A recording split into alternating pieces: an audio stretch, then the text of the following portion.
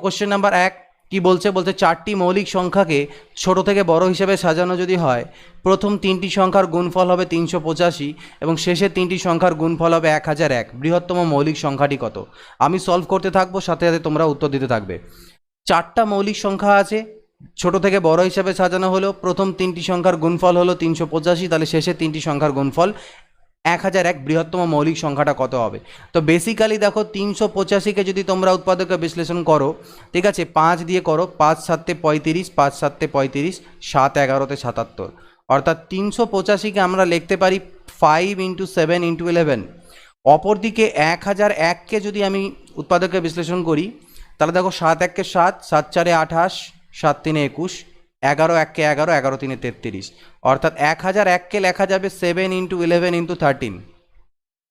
তাও মানে আমাকে বলা ছিল 385 হচ্ছে তিনটে মৌলিক সংখ্যার গুণফল, দেখতেই পাচ্ছি 5 7 11 গুণফল, 1001 আরও তিনটে মৌলিক সংখ্যার গুণফল।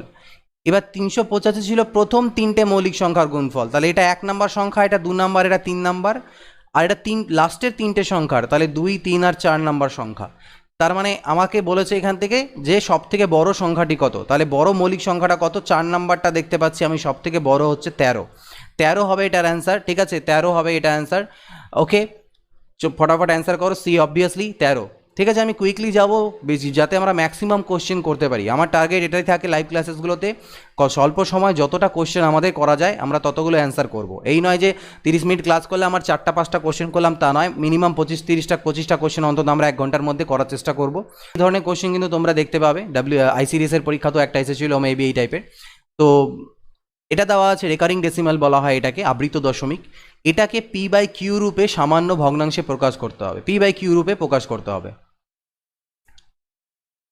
আচ্ছা, কারো যদি কোনো কোশ্চেনটা মিস হয়ে যায় যে স্যার এই কোশ্চেনটা তো বুঝতে পারলাম না বা সামথিং একটু, তাহলে পরবর্তীতে ভিডিওটা থেকে যাবে, ভিডিওটা কিন্তু ডিলিট হবে না, ভিডিও থেকে যাচ্ছে, থেকেই যাবে চ্যানেলে। তুমি পরে সুবিধা মতো সেই নাম্বারটাকে জাস্ট একটা পেন পেপার তো নিয়ে বসেছো অবভিয়াসলি, সেখানে নোট করে রাখো, পাশে একটা লাইন করে যে প্রবলেম বলে এত নাম্বার, পরে আরেকবার সেটাকে দেখে নেবে, ঠিক আছে। আর একটা জিনিস, আমি যে সলিউশনসগুলো করছি এগুলো দেখো ভালো করে, চেষ্টা করবো এভরিডে করার। তো এই ধরনের কোশ্চেনের কনসেপ্টে আমাদের কি হয়, 0.2956 মাথায় দেওয়া আছে, বার বলতে পারো বা আবৃত দশমিক বলি আমরা, বার অ্যাকচুয়ালি। এটার নিয়ম কি, আমি শুধু সলভ করছি না, নিয়মটার সাথে বলছি। নিয়ম কি হচ্ছে, নিয়ম হবে প্রথম জিনিস, এখানে দশমিক, মাথার এই দাগ সব কিছু বাদ টাদ দিয়ে যে সংখ্যাটা হচ্ছে অর্থাৎ 2956 সেটা লিখব। বিয়োগ চিহ্ন দেব কি, দশমিকের পরে যটা সংখ্যা, যে সংখ্যাটুকুর মাথার মধ্যে আমার আবৃত দশমিক নেই সেটাকে বিয়োগ করব, অর্থাৎ 29কে বিয়োগ করলাম। তারপরে নিচে যটা সংখ্যার মাথায়, যটা ডিজিটের মাথায় আমার এই বার দেওয়া আছে ততগুলো 9 হবে, আর যটা ডিজিটের মাথায় বার দেওয়া নেই দশমিকের পরে এটা ততগুলো 0 হবে। এটাই হচ্ছে আমাদের এখান থেকে আসবে। তাহলে এখান থেকে যদি করা যায় তাহলে 2927 ডিভাইডেড বাই 9900। ওকে ওকে, এটা কি বলছো? সি। দেখে নিই, 74কে এমন দুভাগ করা হলো যাতে প্রথম ভাগের 5 গুণ এবং অপর ভাগের 11 গুণের মোট যোগফল হয় 454। ভাগ দুটি কত? তো 74কে দুটো ভাগে ভাগ করেছো, একটা ভাগকে আমি এক্স মনে করতে পারি, তাহলে আরেকটা ভাগ হবে আমার 74 - x। তাহলে বলেছে প্রথম ভাগের 5 গুণ, ওকে, এবং অপর ভাগের 11 গুণ, এদের যে যোগফল সেটা বলছে 454। তো এখানে কোনো ফর্মুলা, কোনো ট্রিক্সে যাওয়ার দরকার নাই, বেসিক্স দিয়ে করো, খুবই ইজিলি হবে। 11 4 44 4, 11 7 77 3 80 81, মাইনাস হলো 1 মিনিট 81 করতে গিয়ে 38 বসালাম। আচ্ছা, -11x = 454। তাহলে -11x থেকে 5x চলে গেলে -6x হবে, আর -814 এদিকে, তাহলে বেসিক্যালি 4 4 তো গেল, 0 হয়ে গেল। 5-এর পরে হলো এটা আমার 6, 4 এর 5 360, -360 = -6x, মাইনাস মাইনাস কাটা, x = 6 দিয়ে কাটলে 60, তাহলে x এর মান যদি 60 হয় তাহলে একটা পার্ট হয়ে গেল 60 আর আরেকটা পার্ট হয়ে যাবে 14, কারণ 60 আর 14 মিলে হচ্ছে 74। তাহলে আমাদের অ্যান্সার কোনটা হলো? 60 আর 14, তাহলে বি নাম্বার হচ্ছে অ্যান্সার, অবভিয়াসলি বি হবে। ঠিক আছে, চলো পরেরটা দেখি। বলছে 5 + 2√3/7 + 4√3 যদি = a + b√3 হয়। তো বেসিক্যালি আমাদের এদিকের সাথে এদিকটাকে কম্পেয়ার করতে হবে। তো প্রথমে আমি 5+2√3/7+4√3কে এই আকারে সাজাবো। কিভাবে সাজাতে পারি? 5+2√3 আর নিচে আছে 7+4√3। আমি উপর নিচে 7-4, দেখো বোঝানোর জন্য আমি একটু ভেঙে করছি, নয়তো এটা আমি দেখে দেখেও করতে পারতাম, মানে ভার্বালি মেন্টালিও করতে পারি, তোমাদের বোঝানোর জন্য ভেঙে নিচ্ছি। উপর নিচে এটা দিয়ে গুণ করলাম। তো নিচে দেখো a+b a-b হয়। a+b a-b মানে হচ্ছে a² - b² হয়। যত প্র্যাকটিস হয়ে যাবে তখন তোমরা অনেকগুলো স্টেপ নিজে থেকে জাম্প করতে পারবে। আর উপরে গুণ করব শুধু 5×7 = 35, 5×4 = 20√3, আর প্লাস প্লাসে প্লাস 14√3, আর প্লাস মাইনাসে মাইনাস হয়ে গেলে 4 × 2 = 8, আর √3 গুণ করলে 3, তাহলে 24। এবার দেখো 35-এর থেকে 24 গেলে হলো 11, আর 20 থেকে 14 চলে গেলে -6, আর নিচে হয়ে যাবে 7-এর স্কোয়ার 49, আর 4√3 স্কোয়ার করলে হবে 4-এর স্কোয়ার 16, √3 স্কোয়ার 3, 16×3 = 48। তাহলে নিচে আলটিমেটলি 1 আসবে। এটাই বললাম, যখন ওভার প্র্যাকটিস হয়ে যাবে তোমরা এখানে প্রথমে দেখে বুঝে যাবে যে 1 আসবে, তোমাদের অনেকটা কাজ কমে যাবে। তার মানে 11 - 6√3 এলো। এবার এটাকে যদি কম্পেয়ার করা যায় তাহলে a = 11 আর b = বলতে পারি -6। তাহলে a = 11, b = -6। ওকে আমি একটু আজকে তাড়াতাড়ি করাচ্ছি স্পিডে, এই কারণে, কারণ বাইরে প্রচণ্ড বিদ্যুৎ চমকাচ্ছে, মানে হচ্ছে আওয়াজ হচ্ছে, কারেন্ট চলে যায় বাই চান্স। আচ্ছা 7 নম্বরে দেখো পি আর কিউ এর গড় মাসিক আয় 5050। তাহলে গড় মানে আমরা জানি কি, তাহলে সমষ্টি যদি বের করি, গড় মানে প্রত্যেকের গড়ে 5050 টাকা করে। তাহলে দুজনের মোট আয় হবে কত? 5050 × 2 অর্থাৎ 10100। ঠিক সিমিলারলি কিউ এবং আর এর মোট মাসিক আয়, গড় দেওয়া আছে 6250, তাহলে মোট মাসিক আয় হবে, দুজনের যদি মেলাও তাহলে 2 দিয়ে গুণ করতে হয়, 1250, এই 12500। আচ্ছা পি এবং আর এর কত হবে? 5200কে 2 দিয়ে গুণ করলে 10400। এবার যখন তুমি সবগুলোকে যোগ করবে তোমার দুটো করে আসবে সব, 2p 2q আর 2r, তাই 2 কমন নিলাম। এবার এগুলো যোগ করো, 0 0, 5 আর 4 9, আর 1 10 শূন্য থাকলো 1, 2 আর 1 3, 33,000। তাহলে এখান থেকে আমি p + q + r বের করতে পারি, 2 দিয়ে যদি কাটা দাও এদিকে, 2 1 2, 2 6 12, 2 5 10, 16500, 16500। তাহলে পি কিউ এবং আর এর ইনকাম মানে গড় মাসিক আয়ের সমষ্টি 16500। আমাকে কার চেয়েছে? পি এর মাসিক আয় চেয়েছে।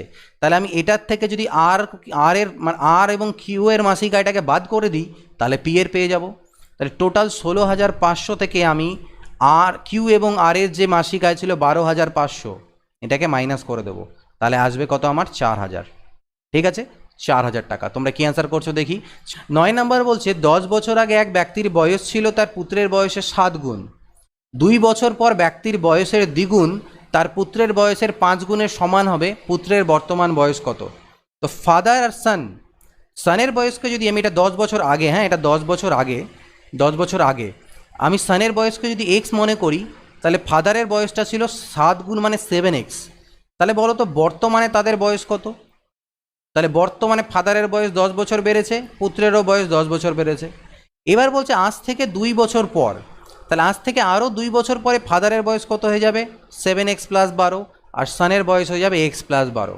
তো বলেছে আজ থেকে 2 বছর পরে ব্যক্তিটির বয়সের দ্বিগুণ, আজ থেকে এই 2 বছর পরে, এটা 2 বছর পরে এই ব্যক্তির বয়সের দ্বিগুণ তার যে পুত্র আছে তার বয়সের 5 গুণের সমান হবে। এটা আজ থেকে 10 বছর আগের বয়স, এটা বর্তমান বয়স, আর এটা 2 বছর পরের বয়স, এটা 2 বছর পরের বয়স। আর 2 বছর পরে বাবার বয়সের 2 গুণ, পুত্রের বয়সের 5 গুণের সমান। কোনো আমরা ট্রিক্সে যাব না, বেসিক্স দিয়ে করো, ট্রিক্সের থেকে আগে করতে পারবে, আমি এইটুকু বলতে পারি। 14x + 24, 5x + 60। তাহলে এখান থেকে 5x এই পাশে এলে বিয়োগ হলে 9x হয়ে যাবে, আর এদিকে হয়ে যাবে 36। তাহলে x = 4, x এর মান কত পেলাম? 4। তাহলে বলছে পুত্রের বর্তমান বয়স কত? পুত্রের বর্তমান বয়স হচ্ছে x + 10, অর্থাৎ 4 + 10 14। ওকে, আপাতত পুরোনোগুলোই করাচ্ছি, প্রিভিয়াস ইয়ারের 1-2 দিন তোমরা নিজের পজিশনটা বুঝে নাও, তারপরে অবভিয়াসলি নতুন কোশ্চেন্সও আমাদের আসবে। ক্লিয়ার? ঠিক আছে, এটা তাহলে আমাদের সি এলো। অবভিয়াসলি অনেকে, সকলেই বেশিরভাগই সি করছো। মিন্টু হালদার, কুশল তো আছোই, আর সঞ্জয় আচার্যি করাবো, নিউ করাবো, ডোন্ট ওয়ারি। আচ্ছা 10 নম্বরে চলে আসো। এভরিডে ক্লাস করানোর চেষ্টাই রাখি, এভরিডে কি রাখবো, যদি কোনো প্রবলেম হলো টেকনিক্যাল বা সামথিং সেগুলো আলাদা ব্যাপার, এভরিডেই থাকবে। চলো এবার পরেরটা।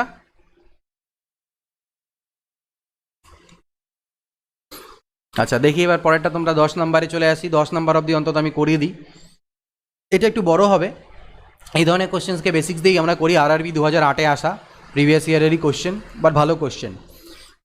X cube minus 6x square plus 6x এর মান বের করতে হবে। পিডিএফ দিয়ে দেবো, ডোন্ট ওয়ারি, টেলিগ্রামে পেয়ে যাবে, টেলিগ্রাম চ্যানেল স্মার্ট ম্যাথসের। এখান থেকে আমি এক কাজ করলাম, এক্স মাইনাস 2 এদিকে নিলাম, আর এদিকে 2^2/3 আর 2^1/3 রাখলাম। এবার আমি বোথ সাইডে হোল কিউব করে দিলাম। এতে পরে কি হবে, এদিকে a মাইনাস বি হোল কিউবের ফর্মুলা কি হয়, a cube minus 3a square into b plus 3ab square হলো প্লাস, সরি মাইনাস 2 কিউব মানে হচ্ছে 8। এই পাশেরটা এটা, আর এ পাশে কি আসবে, এটাকে যদি মনে মনে a ভাবো, এটাকে b ভাবো, তাহলে a কিউব যখন করবে অর্থাৎ 2^2/3 এর যখন তুমি কিউব করবে, 3 কাটা চলে যাবে, তাহলে 2 এর স্কোয়ার বাঁচবে।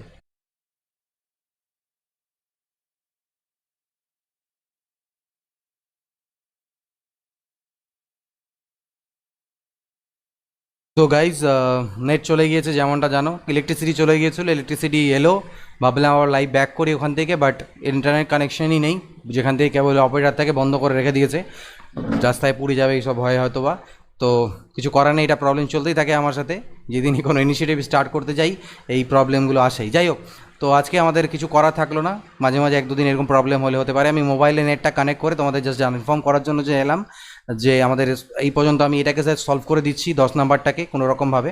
তো 10 নাম্বারটা দেখো, এটাকে বেসিক্যালি আমাদের কি করতে হবে, ওকে 10 নাম্বারটা হচ্ছে কি এক্স কিউব মাইনাস এটা দেওয়া আছে, তো বেসিক্যালি এখানে আমাদের এ কিউব করলে এটা আসবে +/3 হবে। আচ্ছা এইটা পরের দিনই করাবো, কারণ এইভাবে করে তোমাদের সমস্যা হবে। তো 9 নাম্বার কোশ্চেন অবধি আজকে আমাদের হয়ে থাকলো, এখানটায় নেটের প্রচণ্ড প্রবলেম আছে, এইভাবে করে তোমরা করতে পারবে না। তো যাই হোক, -3 into a square into b হবে, প্লাস হয়ে যাবে 3a ইন্টু বি এর স্কোয়ার, আর লাস্টে বি কিউব মানে মানে মাইনাস বি কিউব মানে 2 এর কিউব হচ্ছে 8। আর এদিকটাতে দেখো আমি এদিকে কি ফর্মুলা ইউজ করব, a প্লাস বি হোল কিউবেরই ফর্মুলা ইউজ করবো, বাট একটু আলাদা। সেটা কি, সেটা হচ্ছে a cube plus B cube plus 3ab into a plus B, তাতে আমার সুবিধে হবে।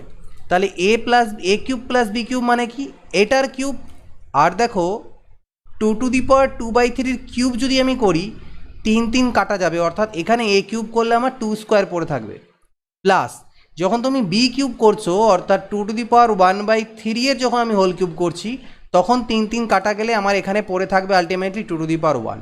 তাহলে a cube plus B cube হলো, প্লাস 3 ইন্টু a বলতে হচ্ছে এটা, মানে এই যে 2^2/3, আর b বলতে হচ্ছে 2^1/3 into a plus b into a plus b মানে হচ্ছে 2^2/3 প্লাস 2^1/3। আচ্ছা এবার দেখো এই পার্টটাতে কি দাঁড়ালো, আলটিমেটলি দাঁড়ালো এক্স কিউব 2×3 6x এর square plus 2 square 4×3 12x minus 8। এই পাশে দাঁড়ালো কত, 2 এর স্কোয়ার 4 আর 2 এর পাওয়ারে 1 মানে 2। এখানে দেখো 2^2/3 আর 2^1/3 যদি গুণ করা যায়, পাওয়ারগুলো আমরা জানি সূচকে পাওয়ারগুলো যোগ হয়ে যায়, তাহলে পাওয়ারে আমার হবে 3/3 অর্থাৎ আলটিমেটলি 1। তার মানে এখান থেকে আমি আসবে 2^1, তার সাথে 2-3 গুণ করলে 6। আর এটা মানে দেখো আমার x-2, আমি যখন 2কে এ পাশে নিয়ে গিয়েছিলাম x-2, সেটা মানেই হচ্ছে এটা, তাহলে এর পরিবর্তে আমি x-2 লিখতে পারি। Then x cube minus 6x square plus 12x minus 8 আছে, তো -8 আমি ওদিকে নিয়ে যাব, এখানে দেখো সমান সমান, আচ্ছা -8টা রাখি, এদিকে হয়ে গেল 4 আর 2 6 প্লাস 6x মাইনাস 12। তাহলে x cube minus 6x square, এই 12x এর থেকে যদি 6x এ পাশে এসে বিয়োগ হয় তাহলে 6x পড়ে থাকবে, আর এই -8টাকে যখন ওদিকে নিয়ে যাবে +8 হয়ে যাবে, 8 আর 6 14 মাইনাস 12 অর্থাৎ 2। এদিকটারই মান দেখো তোমাদেরকে বের করতে দেওয়া ছিল, যেটা আমাদের আসবে 2। তো একটু ক্যালকুলেটিভ এই অঙ্কটা, যদিও ঠিক আছে শর্ট ট্রিক আমার জানা নেই, এইভাবে করে ক্যালকুলেশন করে এটাকে করতে পারো। ওকে, তো যাই হোক, অনেকেই হয়তো আজকে কম জয়েন করবে, বাট যারা পরের কোশ্চেন যেটা আছে 11 নম্বরে বলছে দুটি সংখ্যার সমষ্টি হচ্ছে 2490 মানে 2490, যদি একটি সংখ্যার 6.5% অপর সংখ্যার 8.5%-এর সমান হয় তাহলে বড় সংখ্যাটা কত হবে। তো দেখো, আমি এখানে দুটো সংখ্যাকে যথাক্রমে এক্স আর ওয়াই ধরবো। অনেকে এখানে করতে পারে কি এক্স ধরতে পারো একটাকে, আর তুমি আরেকটা সংখ্যাকে 2490 মাইনাস এক্স ধরতে পারো, ওয়াই নাও ধরতে পারো, তো তাতে একটু ক্যালকুলেশনটা বেশি হয়ে যাবে। আমি একটা সংখ্যাকে এক্স আর একটা সংখ্যাকে ওয়াই মানলে আমার ক্যালকুলেশনটা কম হবে। কেন? একটা সংখ্যার 6.5% অপর সংখ্যার 8.5%-এর সাথে সমান বলা আছে। তাহলে এখানে দেখো এক্স বাই ওয়াই যদি করা যায় তাহলে 8.5% বাই 6.5% হবে। পার্সেন্ট কাটা, পয়েন্ট কাটা, 5 দিয়ে করলে 5 17-তে 85, 5 13-তে 65, 17/13 আসছে। তাহলে এক্সের মান 17 হলে ওয়াইয়ের মান 13, আর এ দুটোর সমষ্টি কিন্তু 2490, দুটি সংখ্যা সমষ্টি। তাহলে 17 আর 13 যোগ করলে কত হলো? 30। তাহলে আমি বলতে পারি 30 মানেই হচ্ছে আমার 2490। তো 30 মানে যদি 2490 হয়, বড় সংখ্যাটা চেয়েছে অর্থাৎ 17-র মান চেয়েছে। 0 0 কাটো এখান থেকে, 3 8 24, 3 3 9, 17 3 51 1 হাতে থাকলো 5, 17 8 কত হবে? 80, আর 8 7 56 136, ওকে 141, 1411। ঠিক আছে, কত অ্যান্সার করছে এটা? 1411। Yes, obviously. এই কোশ্চেনটা কি বলছে? এক ব্যক্তি তার আয়ের 75% খরচ করে। যদি তার আয় 20% বৃদ্ধি পায় এবং খরচ 15% বৃদ্ধি পায়, সঞ্চয় কত বৃদ্ধি পাবে? ঠিক আছে, ইনকাম, এক্সপেন্ডিচার আর সেভিংস, এটা খুবই ইম্পর্টেন্ট কোশ্চেন, বারবার কিন্তু বিভিন্ন পরীক্ষাতে আসে, আরআরবি 2008-এ আসা। ইনকাম বলছে আমি 100 টাকা যদি ইনকাম ধরি, তার মধ্যে 75% অর্থাৎ 75 টাকা সে খরচ করে দেয়, তাহলে সে সেভ করছে কত টাকা? 25 টাকা। বলছে তার আয় কি হলো? ইনকাম 20% বেড়ে গেল। তাহলে 100-এর মধ্যে 20% বাড়া মানে 20 বাড়া, তাহলে তার নতুন যে আয় সেটা হচ্ছে 120। ঠিক আছে, 120 বৃদ্ধি পেয়ে 120% বৃদ্ধি পেয়ে 120 হয়েছে। বলছে তার খরচ যেটা আছে সেটাও 15% বেড়ে গেছে। তাহলে 75-এর উপরে যদি তুমি 15% ক্যালকুলেট করো, 75-এর 15%, তাহলে দেখো 25 3 75, 25 4 100, অর্থাৎ 15 3 হলো 45/4, তার মানে 4 11-তে 44, আর হচ্ছে গিয়ে 25, 11.25 বেড়েছে। তাহলে কত হয়ে গেল? 75 76 86, 86.25 এখন সে খরচা করছে। তাহলে এখন তার সেভ কত হচ্ছে ভাবো? 120 থেকে 86.25-কে মাইনাস করো, 120 থেকে মাইনাস করো, তাহলে এদিকে পাবে কত? 75, 6-এর 1-এ 7, 7-এর পরে 3 10, 8-এর 1-এ 9, 9-এর পরে 3 12, 33.75। তাহলে তার সেভিংসটা বাড়লো কত? আগে 25 টাকা হতো, এখন 8.75 টাকা, বা বলতে পারো এত ইউনিট তার খরচা, মানে সেভিংস যে টাকা মানে সেভ করে, সঞ্চয় করে, সেটা বেড়েছে। এই পার্সেন্টেজটাই আমার কাছে চেয়েছে, অর্থাৎ 8.75 বৃদ্ধি, আগে খরচ হতো 25 ইন্টু 100%, এটা হচ্ছে সঞ্চয়ের বৃদ্ধি। তাহলে 25 4-এ তো 100 হয়, তাহলে 4 8-এ 32, আর 75 4-এ হচ্ছে 3, তাহলে 32 আর 3-এ হলো টোটাল 35%। দেখো এখানেই আমাদের ক্যালকুলেশনসগুলো কীভাবে ফাস্ট হয়। আমি চাইলে 4 5 20 শূন্য হাতে থাকলে 2 এইভাবে করে করতে পারতাম, তা না করে আমি কী করলাম? 4 8-এ 32, আর 75 4 মানে 3 হবে, 75 ইন্টু 2 করলে 1.5 হয়, ইন্টুতে 3 মানে 0.75, ইন্টু 4 করলে আমাদের কত আসতেছে? 3 আসছে। তাহলে 32 আর 3-এ 35, আমার টাইমটা একটু সেভ হলো, 35%। ক্লিয়ার? কতজন করছে? 35%। আমি ক্লাসটা যখন এটা কমপ্লিট হয়ে যাবে, 31টা কোশ্চেন টোটাল, সেটার পিডিএফ কপিটা তোমাদের দিয়ে দেবো কোশ্চেন স্যার, ঠিক আছে, যাতে তোমরা পরবর্তীতে সেখান থেকে চাইলে আবার রিভিশন করতে পারো। 13 নম্বর কোশ্চেন দেখো কি বলছে। একজন দোকানদার 4% ছাড়ে কাপড় বিক্রির বিজ্ঞাপন দেয়, কিন্তু সে একটি ভুল মিটার স্কেল ব্যবহার করে, এটা কার নয়, এটা করে হবে, 20% লাভ করে। তাহলে ব্যবহৃত স্কেলের প্রকৃত দৈর্ঘ্যটা কত? মানে সে 1 মিটার স্কেল ব্যবহার না করে কত মিটারের সেন্টিমিটারের স্কেল ব্যবহার করেছে। একজন দোকানদার সে কি বললো যে আমি না যে জিনিসগুলো কিনে নিয়ে আসি, কিনে আনার পরে আমি সেখানে 4% ছাড় দিই, মানে আমার যা ক্রয় মূল্য, মানে এক দোকানদার বলছে যা দাম আছে জিনিসটার সেটাতে আমি 4% ছাড় দিয়ে আমি বিক্রি করি জিনিসগুলোকে, কিন্তু সে চিটিং করছে। কিসে চিটিং করছে? সে চিটিং করছে যে সে 1 মিটারের স্কেল ব্যবহার না করে, 1 মিটার মানে 100 সেন্টিমিটার, তো 1 মিটারের স্কেল না ব্যবহার করে ওর মধ্যে কোনো দাগ ফাগ কাটা নেই, একটা লাঠি নিয়ে এসছে, বলছে এটা 1 মিটারের স্কেল, কিন্তু অ্যাকচুয়ালি 1 মিটারের স্কেল নয়, কিছুটা কম আছে। এতে পরে তার চিটিংয়ের জন্য আলটিমেটলি তার 20%-এর লাভই হয়ে যাচ্ছে। তাহলে যে স্কেলটা ব্যবহার করছে তার অ্যাকচুয়াল লেন্থটা কতটা? কীভাবে এই ধরনের কোশ্চেন করবো? খুবই ইজিলি আমরা জানি যে আমরা ধরে নিলাম যে টোটাল যে স্কেলটা সেটা তো 1 মিটার মানে কি 100 সেন্টিমিটার হয়। তো আমি ধরে নিলাম যে 100 সেন্টিমিটার মাপের ও কাপড়কে কিনে নিয়ে এসছে 100 টাকাতে। মার্কেট থেকে ওর যে ক্রয় মূল্য হলো সেটা হচ্ছে 100 সেন্টিমিটার কাপড়ের একটা লেন্থের কাপড়ের ওর কেনা পড়েছে 100 টাকা, ঠিক? আর ও বলছে আমি এতে 4%-এর ছাড় দিচ্ছি, 96 টাকাতেই দিয়ে দিচ্ছি তোমাদেরকে। কিন্তু ও কি করছে, এই 96 টাকাতে দেওয়ার পরেও হিসেবে তো আমাদের দেখা যাচ্ছে ওর তো লস, 4%-এর লস, কিন্তু লস না, ওর 20%-এর লাভ তাও থাকছে। অর্থাৎ 96 টাকাতে দেওয়া সত্ত্বেও তার কিন্তু 20%-এর লাভ থাকছে। তাহলে আমি কি বলতে পারি, এই 96 টাকা হচ্ছে তার অ্যাকচুয়াল যে ক্রয় মূল্য তার 120%। তাহলে 120%-এর মান যদি 96 হয়, 100%-এর মান কত? 0 0 কাটো, 12 8 96, 80। তার মানে অ্যাকচুয়ালি ও 80 টাকায় কেনা পড়েছিল, ও 96 টাকাতে বলছে ঠিকই, কিন্তু কেনা পড়ছে 80 টাকায়। তা কিন্তু 80 টাকায় তাহলে কতটা কাপড়? তার মানে দিচ্ছে অ্যাকচুয়ালি কতটা কাপড়? 80 মিটার। 100 মিটারও দিচ্ছে না, কারণ 100 সেন্টিমিটারও দিচ্ছে না। 100 সেন্টিমিটারের কাপড় তো ওর 100 কেনা পড়েছিল, কিন্তু ও তো অ্যাকচুয়ালি দেখা যাচ্ছে ওর ক্রয় মূল্যটা 80 দাঁড়াচ্ছে, যেহেতু 20%-এর লাভ। তার মানে নিশ্চয়ই ও 80 সেন্টিমিটারের স্কেল ব্যবহার করছে। 80 সেন্টিমিটারের স্কেলকে বলছে 1 মিটারের স্কেল। ঠিক আছে, বোঝা গেল? ভেঙে আমি বোঝানোর চেষ্টা করলাম। ওকে, তোমরা পরে রেকর্ডেড ভার্সনটা দেখে নিও, থেকে যাবে। 14 নম্বরে চলে এসেছি অলরেডি। দেখো 14 নম্বর কি বলছো? ডি। ওকে, প্রীতম বলছো D. Cute boy 80, Rana Acharya, D Chakraborty C. Okay, একজন নির্মাতা কোনো দ্রব্য পাইকারি ব্যবসায়ীকে 20% লাভে বিক্রি করলো এবং পাইকারি ব্যবসায়ী খুচরো ব্যবসায়ীকে আবার 5% ক্ষতিতে বিক্রি করলো। প্রাথমিক ক্রয় মূল্যের উপরে শতকরা লাভ বা ক্ষতির পরিমাণ। তো প্রাথমিক ক্রয় মূল্য যদি 100 টাকা হয়, মানে পাইকারি ব্যবসায়ী যদি 100 টাকায় কেনার পরে যদি 20% লাভে সে পাইকারি আচ্ছা নির্মাতার যদি 100 টাকা হয় উৎপাদন খরচ, সে পাইকারি ব্যবসায়ীকে যদি 20% লাভে বিক্রি করে, তার মানে 120 টাকায় বিক্রি করে। এবার পাইকারি ব্যবসায়ী 120 টাকায় কিনলো, কেনার পরে সে 5% ক্ষতিতে আবার খুচরো বিক্রেতাকে দেবে। তাহলে 120-র 5% মানে কত?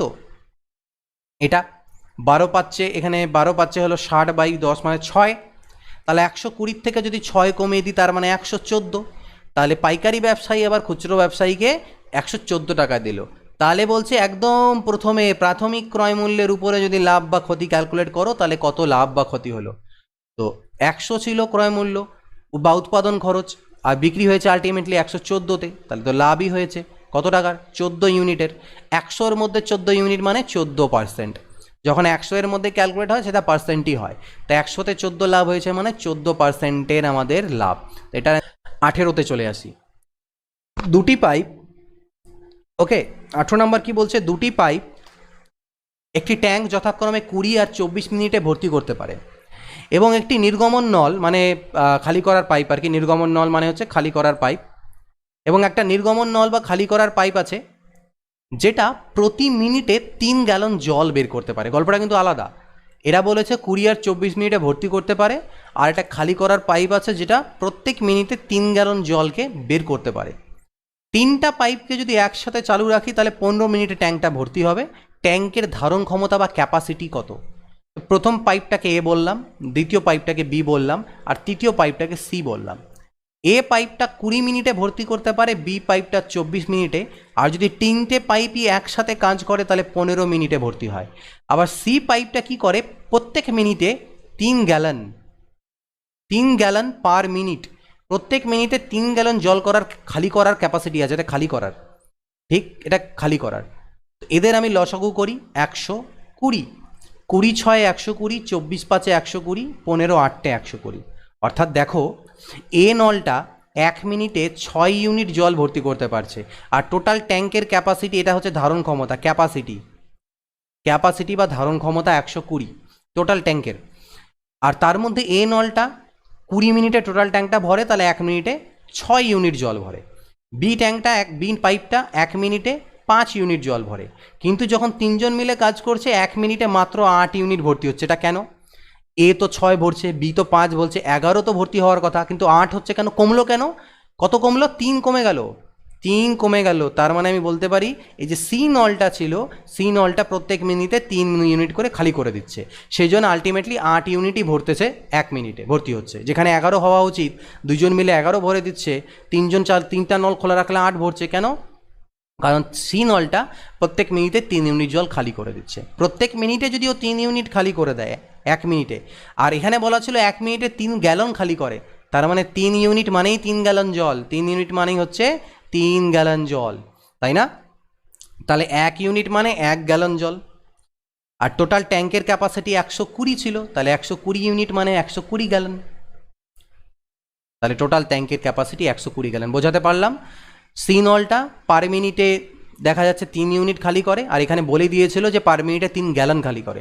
3 ইউনিট মানে 3 গ্যালন, 1 ইউনিট মানে 1 গ্যালন, তাহলে 120 ইউনিট মানে 120 গ্যালন। অবভিয়াসলি একজন 200, একজন দেখেছি 200 কমেন্ট করেছে, 200 নয় 120। আমি অনেকটা ভেঙে বোঝালাম, যদি তাও কোনো প্রবলেম হয়, এরকম এর আগেও করেছি। নাম্বারটাকে নোট করে রাখো, দেখো নাম্বারটাকে নোট করে রাখো, যেমন অনেকগুলো কোশ্চেন্স থাকে, তো 3-4 বার বোঝানো পসিবল হবে না, আমি তাও বোঝালাম। নাম্বারটাকে পাশে নোট করে রাখবে, ভিডিওটা থেকে যাবে, পরবর্তীতে দেখো, পারলে স্লো মোশন করে। একটা কাজ 15 দিনে করতে পারে, বি কাজটাকে 10 দিনে করতে পারে।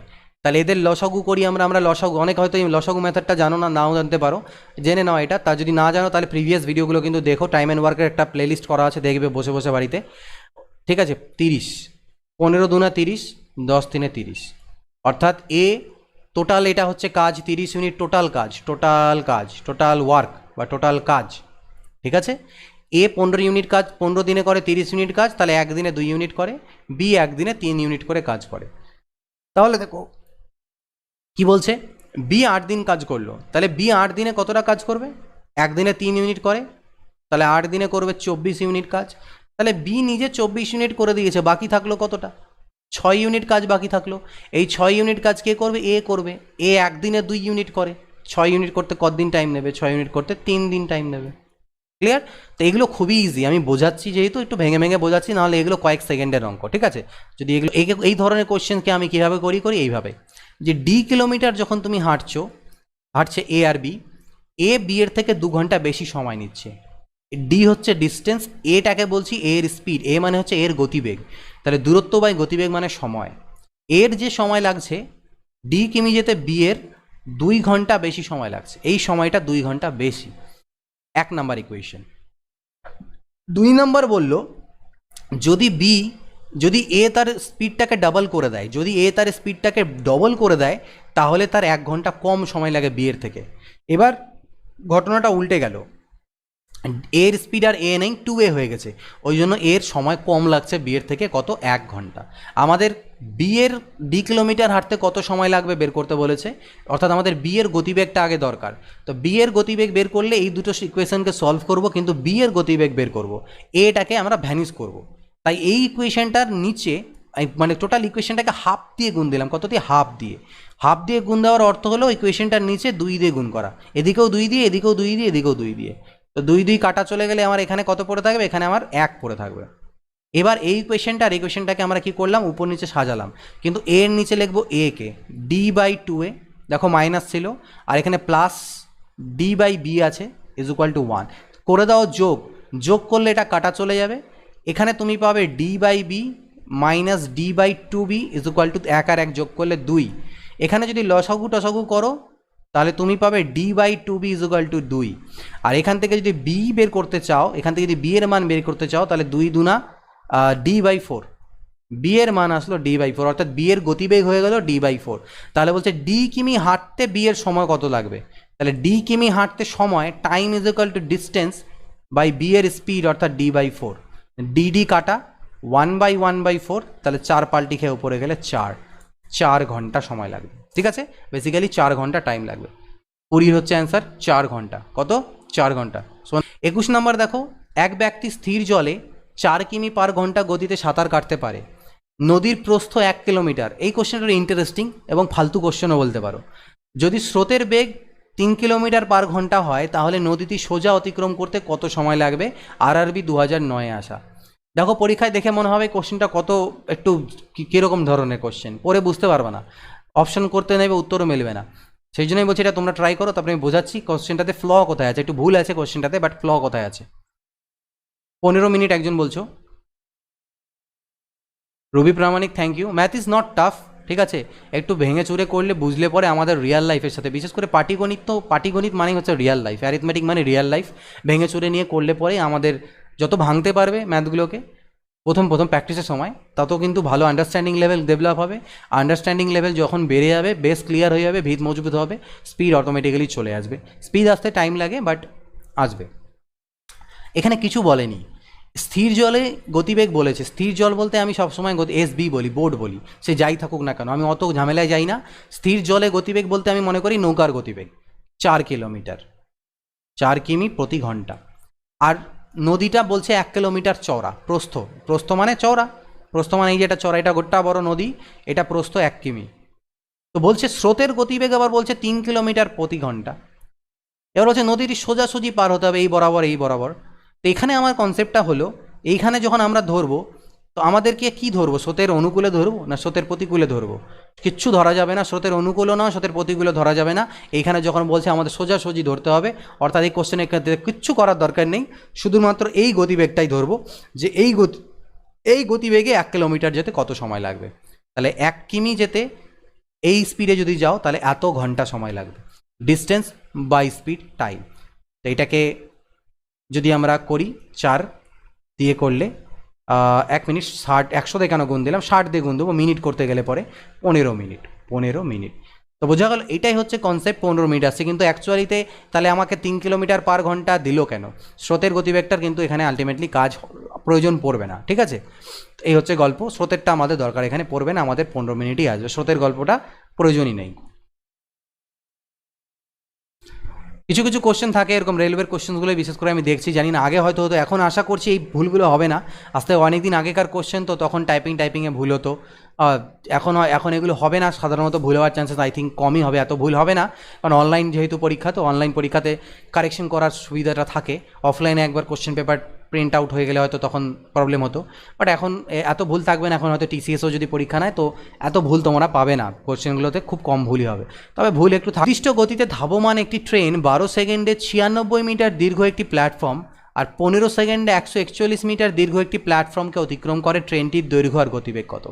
এই কোশ্চেনটাকে একটু আলাদা রকমভাবে রেশিও দিয়ে করাবো, মানে অনুপাতের কনসেপ্ট দিয়ে করাবো। যদি তোমরা জানো অনুপাতের কনসেপ্টটা তো খুবই ভালো, আর যদি না জানো একটু ভালো করে ধ্যান দিয়ে বোঝো জিনিসটাকে।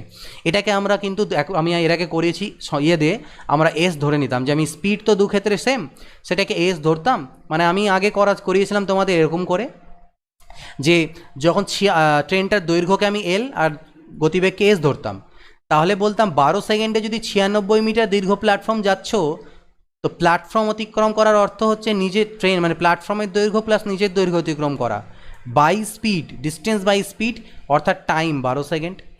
আর যখন তুমি 100, মানে ট্রেনটা 141 মিটার একটা প্ল্যাটফর্ম যাচ্ছে, সেটা প্লাস নিজের দৈর্ঘ্য যাওয়া, যেতে সময় লাগছে, এই স্পিড তো AC 15। এই দুটো ইকুয়েশনের থেকে আমি সমান করে নিয়ে, যেহেতু এখান থেকে আমি বলতে পারি যে এসগুলো তো মান দুটোতেই সমান, S = দুটোতেই সমান, অর্থাৎ এটা S = এখানে 12, এটাকে S বললে এখানে 15। তো দুটোর থেকে দুটোই S এর মান সমান করে আমরা L এর ভ্যালু বের করতে পারি। L এর ভ্যালু বের করলে পরে আমরা সেখান থেকে S এর মানও পেয়ে যাব, দুটোই পেয়ে যাব। এটা একটা কনসেপ্ট আমি এর আগে করিয়েছি, বাট আজকে আমি একটু আলাদা রকমভাবে করানোর চেষ্টা করছি, রেশিও দিয়ে, যেখানে আমরা কিছু ধরবো না, একটু ভালো করে বুঝবে কনসেপ্টটা। এবার আমি একটু স্লোতে বোঝাবো, বাট ভালো করে বুঝবে। দেখো, যখন ট্রেনটা 96 মিটার দীর্ঘ প্ল্যাটফর্ম যাচ্ছে, যখন ট্রেনটা 96 মিটারের একটা প্ল্যাটফর্ম যাচ্ছে, তার অর্থ হচ্ছে সে 96 মিটার প্ল্যাটফর্মটাও যাচ্ছে প্লাস নিজের দৈর্ঘ্যটাও যাচ্ছে, ক্লিয়ার? আবার যখন সে 141 মিটার একটা প্ল্যাটফর্ম যাচ্ছে, মানে দীর্ঘ একটা প্ল্যাটফর্ম অতিক্রম করছে, তখনও সে প্ল্যাটফর্মের দৈর্ঘ্য প্লাস নিজের দৈর্ঘ্য অতিক্রম করছে, ক্লিয়ার? ব্যাপারটা বোঝা গেল? তো দেখো, এখানে কনসেপ্টটা হচ্ছে এরকম, আমি যদি টাইম 1 আর টাইম 2 বলি, প্রথম ক্ষেত্রে লাগছে 12 সেকেন্ড, পরে লাগছে 15 সেকেন্ড, ক্লিয়ার? তো 12/15 মানে হচ্ছে 3 4 12, 3 5 15। এবার মনে রাখবে, আমরা জানি স্পিড = ডিস্টেন্স বাই টাইম, অর্থাৎ এখানে তাহলে এখান থেকে time is equal two distance, distance is equal two speed into time. তাহলে টাইম আর ডিস্টেন্সের মধ্যে সরল সম্পর্ক থাকে, সরল সমানুপাতে থাকে, এরা সরল ভেদে থাকে। অর্থাৎ যদি ডিস্টেন্স বাড়ে তাহলে টাইমও বাড়বে, টাইম আর ডিস্টেন্স কমলে টাইম কমবে, এদের রেশিওটা সেম হয়, রিভার্স রেশিও হয় না। তাহলে টাইমের যে রেশিও হচ্ছে ডিস্টেন্স বা দূরত্ব যে অতিক্রম করছে তার রেশিওটাও সেমই হবে, অর্থাৎ 4/5ই হবে। এটা বোঝা গেল? মানে প্রথম সময় দ্বিতীয় সময়ের যে অনুপাত, তাহলে প্রথম ক্ষেত্রে যতটা দূরত্ব যাচ্ছে আর পরে যতটা দূরত্ব যাচ্ছে তাদের অনুপাত একই হবে, 4/5ই হবে। এবার প্রথম ক্ষেত্রে সে কতটা দূরত্ব যাচ্ছে, 96 প্লাস নিজের দৈর্ঘ্য, পরের ক্ষেত্রে 141 প্লাস নিজের দৈর্ঘ্য, এই তো।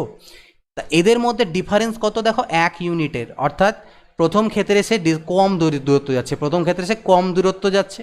এদের মধ্যে যখন তুমি ডিফারেন্স বের করছো, বিয়োগ করছো, তখন এই এলগুলো কিন্তু কাটা চলে যাবে, মানে নিজের দৈর্ঘ্যটা ক্যান্সেল আউট হয়ে যাবে। তার মানে আলটিমেটলি কী দাঁড়াচ্ছে, 141 মাইনাস 96, তাহলে কত হলো 45, তার মানে 45 মিটার। এই যে ডিস্টেন্সটা 1 ইউনিট পেলাম, ডিফারেন্সটা প্রথম ক্ষেত্রে আর দ্বিতীয় ক্ষেত্রে, সেটা হচ্ছে 45 মিটারের। বোঝা গেছে? তাহলে 45 মিটারের ডিস্টেন্স হচ্ছে প্রথম আর দ্বিতীয়টার মধ্যে যে গেল, তার মধ্যে ডিফারেন্স হচ্ছে 45 মিটারের। তাহলে 1 ইউনিটের মান যদি 45 মিটার হয়, তাহলে 4 ইউনিটের মান কত হবে, 180। ঠিক আছে, 180 মিটার। তার মানে এই যে প্রথমে যে যাচ্ছিল সে 12 সেকেন্ড যে সময় নিয়েছিল, 12 সেকেন্ডে সে কতটা ডিস্টেন্স গেছিলো, মোট 180 মিটার গেছিলো। সেই 180 মিটারের মধ্যে কিন্তু প্ল্যাটফর্মের দৈর্ঘ্য 96 মিটারটা লুকিয়ে আছে। তাহলে 6-এর পরে 4 10, হাতে থাকলো 1, 9-এর একে 10 আর 8 18, 84। তাহলে 96, এই যে 180 মিটার গেল প্রথম 12 সেকেন্ডে, তার মধ্যে 96 মিটার প্ল্যাটফর্মের দৈর্ঘ্য আর 84 মিটার হচ্ছে ট্রেনটার দৈর্ঘ্য। এটা আলাদা একটু কনসেপ্টে বোঝাচ্ছি বলে মনে হচ্ছে টাইম লাগতে পারে, বাট এটা যদি আমাকে সলভ করতে বলো, আমি এর থেকে আগে সলভ করব এই মেথডে, ঠিক আছে? প্র্যাকটিস লাগবে। তাহলে 84 তুমি পেয়ে গেলে। আর আমাকে কি বলেছে, গতিবেগ কত? এই যে টোটাল 180 মিটার গেল কত সেকেন্ডে, 12 সেকেন্ডে। ঠিক, তাহলে 12 সেকেন্ডে যদি যাও, তাহলে 12 দিয়ে কাটলে কত হচ্ছে, 12 15তে 15 12তে 180, 15 কী হচ্ছে এটা, 15 মিনিট, 15 মিনিট, কিন্তু 15 মিনিট, এটা 1 মিনিট দাঁড়াও, এটা তো metre, metre per second. 15 metre প্রতি সেকেন্ড বেরোলো আমার গতিবেগ, কিন্তু গতিবেগটা কিলোমিটার প্রতি ঘন্টাতে আছে। তাহলে কিলোমিটার প্রতি ঘন্টায় করতে গেলে 18/5 দিয়ে গুণ করে দেবে, কিলোমিটার প্রতি ঘন্টা হয়ে যাবে। 5 3 15, 18 3 54, তাহলে 84 মিটার আর 54 মিটার। হতে পারে তোমাদের কাছে এটাই বেশি বড় মনে হতে পারে, এইভাবে করেই সোজা মনে হতে পারে, বাট দুটো কনসেপ্ট আমি বুঝিয়ে দিলাম যেহেতু আমার জানা আছে। ঠিক আছে? এখানে হয়তো কনফিউশন ছিল যে আমি 2 বছর করলাম, ওরা 2 বছর না 3 বছরই, কারণ অলরেডি 1 বছরে ওরা বলেই দিয়েছে যে 1 বছর পরে সুদ আসল এইটা। তাহলে আমি এখান থেকেই টানি, এখান থেকে আরও 2 বছর পরে দেখি সুদ আসল তো দিয়ে দিয়েছে, সুদ আসলের উপরে আমি আবার সুদ আসলটা বের করি, আমি কেন 4000 থেকে টানতে যাব, তাই না? তো 25 নাম্বার তো আমাদের এটা বলেছে, এটা খুবই ইজি। দেখো 100 মিটারের একটা দৌড় প্রতিযোগিতা আছে, এ 36 সেকেন্ডে কমপ্লিট করলো আর বি 45 সেকেন্ডে। তাহলে এ বিকে কত মিটারে পরাজিত করে? কিচ্ছু নয়, বি 45 সেকেন্ডে 100 মিটার গেল, বি 45 সেকেন্ডে কভার করলো 100 মিটার, তাহলে এই 36 সেকেন্ডে সে কত দূর গেছিলো সেটাই বের করি। 9 5 45, 9 4 36, 5 20 100, 20 4 80, তাহলে 80 মিটার অবধি যেতে পেরেছে। তার মানে এ, এই টোটাল 100 মিটার, তো এ কি করেছে, যতক্ষণে এ 36 সেকেন্ডে, যতক্ষণে এখানে 36 সেকেন্ডে ও এ পৌঁছে গেছে 100 মিটার, কিন্তু বি ততক্ষণে 80 মিটারই পৌঁছতে পেরেছে। তাহলে গ্যাপিংটা তো কত থাকলো, 20 মিটারের, তার মানে 20 মিটারে পরাজিত করেছে। সুমন বিশ্বাস, থ্যাংক ইউ ভেরি মাচ। আজকে যেহেতু আমি আসবো না বলে পরে এসেছি, তাই হয়তো তাও একটু কম আছে, তাও বেটার, 200+ জন দেখছো। 14 মিটার 9 মিটার, 14 মিটার বাই হওয়া উচিত, স্টার মার্ক বা গুণ থাকা উচিত। 14 মিটার বাই 9 মিটার মাপের একটি ঘরের মেঝে ঢাকতে 63 সেন্টিমিটার চওড়া কত মিটার কার্পেট লাগবে? একটা ঘর আছে যার ঘরের মেঝেটা এরকম 14 মিটার বাই 9 মিটারের, এটাকে তুমি না কার্পেট দিয়ে থাকবে, কিন্তু কার্পেটটা কি 63 সেন্টিমিটার চওড়া, এইটুকু চওড়া, 63 সেন্টিমিটারের চওড়া কার্পেট। তো সেটা বলছে কত লম্বা লাগবে, মানে কার্পেট তো আমাদের এরকম চওড়া রোল করা থাকে, তো সেটাকে একবার তুমি কি করবে, এখান থেকে এই অবধি লম্বা করে বিছালে, আবার কেটে নিলে ওখান থেকে, ফের আবার এখান থেকে বেছালে, আবার কেটে নিলে আবার বিছালে, আবার কেটে নিলে আবার বিছালে, এই করতে করতে টোটালটাকে তোমাকে ভর্তি করতে হবে। তাহলে কত লম্বা লাগবে? তো আলটিমেটলি এই দুটোর মধ্যে একটা জিনিস কমন, যে এই কার্পেটটা যে বসাবে সেই কার্পেটটার যে ক্ষেত্রফল হবে টোটালটার, যত লম্বাই বসাও না কেন, সেই কার্পেটটার যে ক্ষেত্রফল হবে যতটা কার্পেট লাগলো, আর মেঝেটার যে ক্ষেত্রফল সেটা সেম। মেঝেটা যেহেতু আয়তক্ষেত্র, তার ক্ষেত্রফল হয় দৈর্ঘ্য ইন্টু প্রস্থ। তাহলে আমি মেঝের ক্ষেত্রফল আর কি বলছে কার্পেটের ক্ষেত্রফলটা সমান হবে। তো কার্পেটের ক্ষেত্রফল বলতে কি 63 সেন্টিমিটার চওড়া দেওয়া আছে। এবার দেখো গল্পটা কি, এখানে 63 সেন্টিমিটার চওড়া, তাহলে লম্বা কত মিটার, তাহলে এখানে একটা সেন্টিমিটারে দেওয়া আছে, তাই আমি কি করি এখানকার মধ্যেও একটাকে সেন্টিমিটার বানিয়ে দিই। তাহলে এটাকে আমি 100 দিয়ে গুণ করে দিলাম, একটা সেন্টিমিটারে চলে আসলো। তাহলে আর এটা হয়ে যাবে আমার কতটা লম্বা, এক্স হচ্ছে কতটা লম্বা, বোঝা গেল। 14 ইন্টু 9 মানে হচ্ছে মেঝের ক্ষেত্রফল দৈর্ঘ্য ইন্টু প্রস্থ, কিন্তু একটাকে মিটারে রাখলাম, 14 মিটার রাখলাম, আর 9কে 900 সেন্টিমিটার করে দিলাম, ইন্টু হলো। আর এদিকে 63 তো সেন্টিমিটার দেওয়া ছিল আর এক্সটা মিটারে, এটাতে তাহলে আমাদের উত্তরটা মিটারেই আসবে। এতে লাভ হলো। আমি আর পরে আরও ডাইরেক্ট বলে দিচ্ছি যে এটাকে ডাইরেক্ট কীভাবে করে বের করবে। আপাতত দেখো এক্সের মান কত হবে, তাহলে 14 metre into 900 centimetre by 63 centimetre, centimetre centimetre cancel, 9 7 63, 9 100 900, 7 2 14, 200 metre. কত বলছো? 200, ঠিক আছে। ইংরেজি তো আমিও সার্চ করলে পেয়ে যাব। একটি আয়তক্ষেত্রের কর্ণের দৈর্ঘ্য 10 সেন্টিমিটার এবং এটি আয়তক্ষেত্রের একদিকের দৈর্ঘ্যের দ্বিগুণ, আয়তক্ষেত্রের ক্ষেত্রফল কত? কোশ্চেনটাকে বুঝি।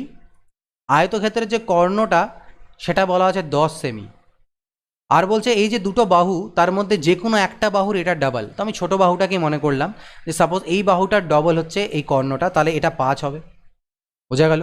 এটা যদি 10 হয় এটা হচ্ছে 5, 10 সেন্টিমিটার। বলছে কর্ণটা আয়তক্ষেত্রের একটা বাহুর ডবল, তুমি যেটাকেই নাও কোনো যায় আসে না, একটাকে নাও, উত্তর একই আসবে। আমি তাহলে এটারই ডবল ধরলাম, তাহলে এটা অর্ধেক, এটা 5। এবার এটা তো 90 ডিগ্রি, অর্থাৎ এটা একটা সমকোণী ত্রিভুজ।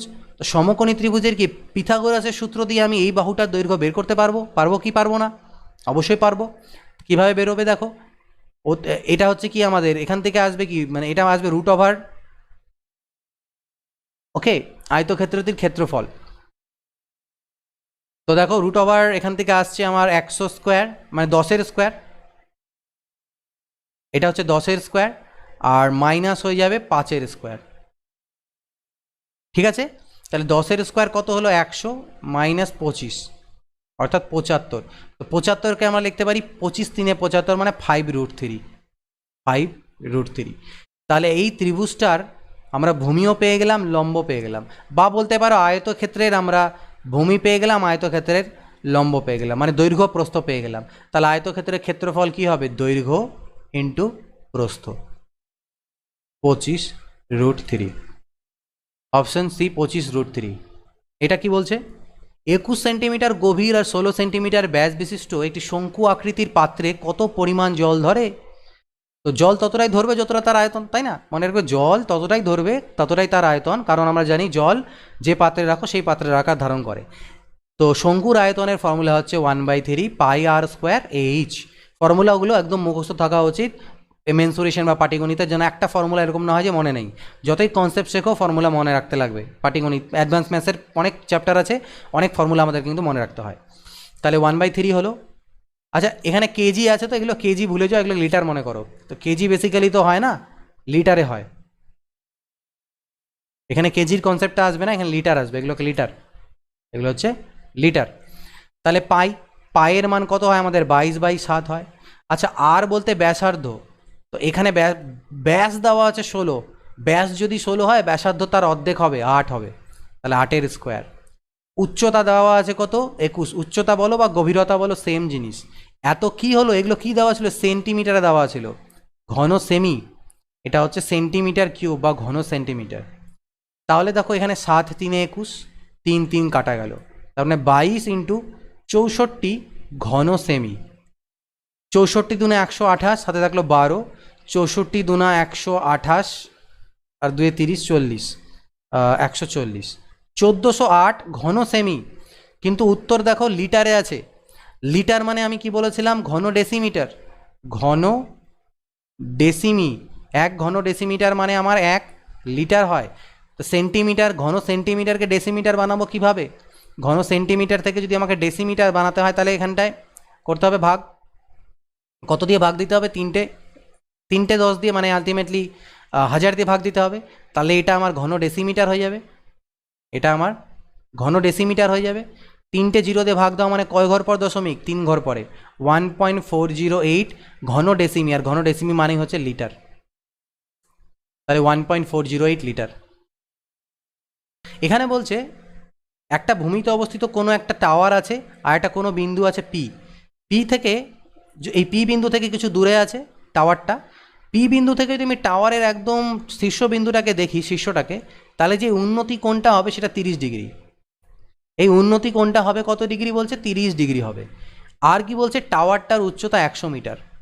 তাহলে বলছে এই পি বিন্দু থেকে টাওয়ারের দূরত্ব কত, এই ডিস্টেন্সটা কত। তো এটার যেটা কনসেপ্ট সেটা হচ্ছে বেসিক্যালি আমাদের যেটা করতে আমি ওটা বুঝিনি, তারপরে শর্ট ট্রিক্স বলছি, একদম জাস্ট সেকেন্ডের অঙ্ক, 4-5 সেকেন্ডে করতে পারবে এটা, ঠিক আছে। এখানে আমাদের যেটা করতে হয় সেটা ধরতে হয় যে tan 30 degree, tan 30 degree, tan মানে হয় লম্ব বাই ভূমি, অর্থাৎ 100, বা এই ভূমিটাকে যদি এক্স বলতে তাহলে এক্স।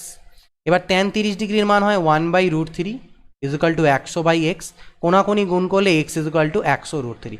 এটা হচ্ছে বেসিক কনসেপ্টস, মানে এই হাইট অ্যান্ড ডিস্টেন্সের বেসিক কনসেপ্ট বলে এইভাবে করে করতে, কিন্তু আমরা এইভাবে করব না।